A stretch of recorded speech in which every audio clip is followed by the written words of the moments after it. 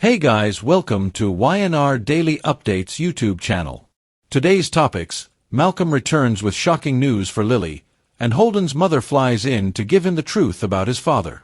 Tuesday, April 7th, 2026. Today on The Young and the Restless, Kane eyes revenge, Malcolm returns seeking Lily's help, and Holden's mom wants to come clean. At Crimson Lights, Holden sips coffee and conducts a job search on his phone. Suddenly, he gets a text from his mom that she's running late but almost there. He's smiling when Audra arrives. Audra hopes he's not smiling about Claire. Holden thinks she's still afraid he'll reveal their secret. Audra reminds him he'd be incriminating himself too. They go back and forth as he tries to shrink her. She needles him about being unemployed and pining. Audra settles into a chair, and they bicker at length about Kyle, Noah, and Claire. Holden wonders if he could win Claire over by coming clean about L.A. Audra levels. Don't you dare. As she's threatening to make his life hell if he breathes a word, Dr. Stephanie Simmons walks in and asks who the hell she thinks she is, threatening her son. Amused, Holden introduces Audra as an old friend. Stephanie's not convinced, but Holden insists they were kidding around. They assure her they're not involved romantically, and Audra introduces herself properly, holding out her hand. Stephanie regards it with disdain. When Holden prompts his mom, she shakes Audra's hand, and then runs her off so she can speak to her son alone. Stephanie informs Holden that woman is bad news. Holden asks, "What did you fly all the way out here to tell me?" Kane drain. On the Kane train, an accountant type gives him news about his assets. It isn't good. Kane sits down heavily and gulps. There's nothing left. He bellows at the man, who explains they don't know where the money went. It just vanished. No one will fund him either. All the doors are closed unless he has another option. Kane has money in offshore accounts, but it's not enough.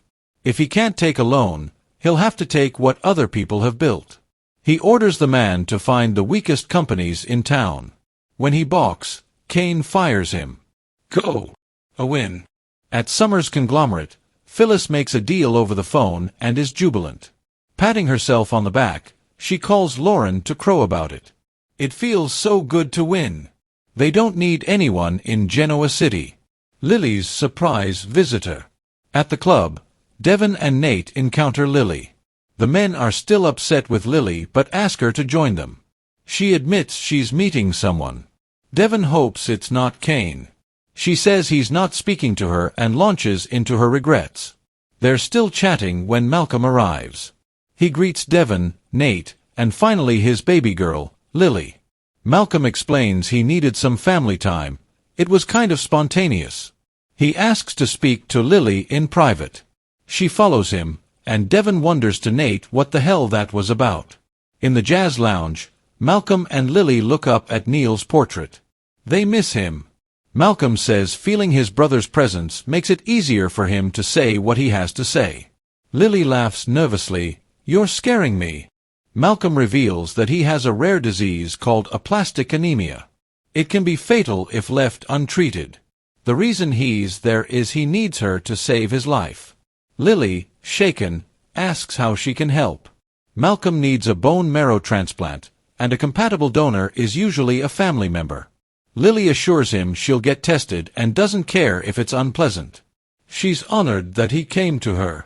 Mal reminds her Olivia had the same disease and Drew saved her life.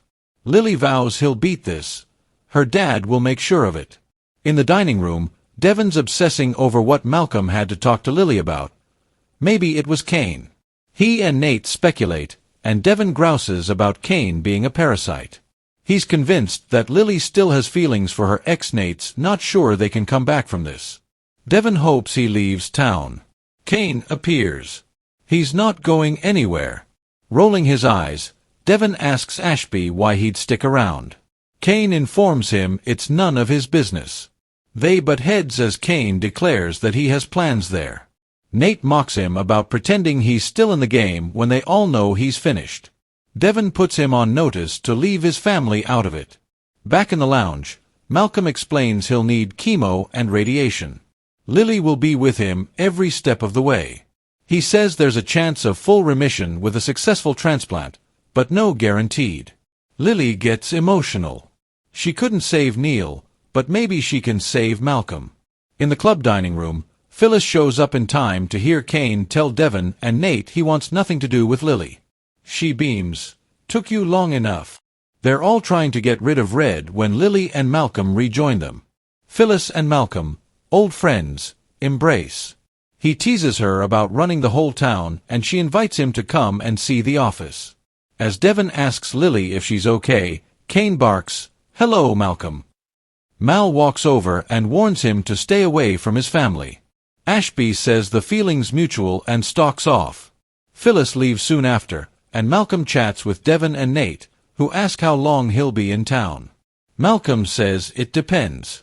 He gets a text and Lily asks, "Is everything okay?" The final scenes. Malcolm tells Lily he has to go meet an old friend. They'll meet up later. He tells Devon and Nate it was good to see them, and leaves. Devon asks Lily what's going on. They know something is wrong. She insists everything is fine. At the bar, Phyllis tells Kane she's glad he finally gave up on Lily and stopped degrading himself. He suggests she go sit somewhere else. Undeterred, Phyllis explains she's having a mimosa to celebrate Summer's conglomerate, crushing it. She questions him about his plan to stick around town and guesses he's seeking revenge on Lily. On Victor. On her. Kane smirks as she finally asks, "All of the above, Kane?" At Crimson Lights, Stephanie tells Holden this isn't an easy thing to talk about. She needs to gather her thoughts. Frowning, he asks, "What is it?" She has to tell him something that will change his world. "It's time that you learned the truth about your father." Next on The Young and the Restless, Malcolm and Stephanie have an emotional reunion. For more teasers, see the sneak peek of Wednesday, April 8th.